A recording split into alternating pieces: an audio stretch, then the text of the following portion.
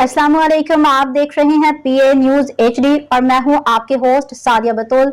शामिल करते हैं आज की अहम खबर शामिल करते हैं। ब्यूरो चीफ चौधरी मोहम्मद अकरम अराई कसूर से जायदुल मियाद शनाख्ती कार्ड्स पे जारी तमाम सिम्स फौरी तौर पर ब्लॉक करने का फैसला।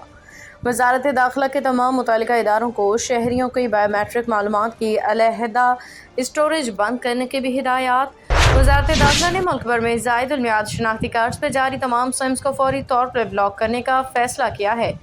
वफाकी वज़ीर दाखिला मोहसिन नकवी ने national database and registration authority NADRA के हेड क्वार्टर्स का दौरा करते हुए अहम इजलास की सदारत की, जिसमें बड़े फैसले किए गए।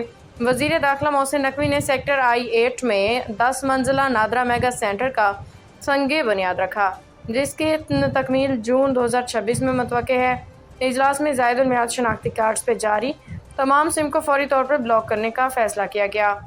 पहले मरहले में 2017 या इससे पहले के शनाख्ती कार्ड्स जारी सिम्स बंद की जाएंगी, जबकि अगले मरहले में 2017 के बाद के मनसूख शुदा कार्ड्स पर भी यही पॉलिसी लागू की जाएगी, ताकि सिर्फ फाल शनाख्ती कार्ड पर ही सिम्स जारी रहें।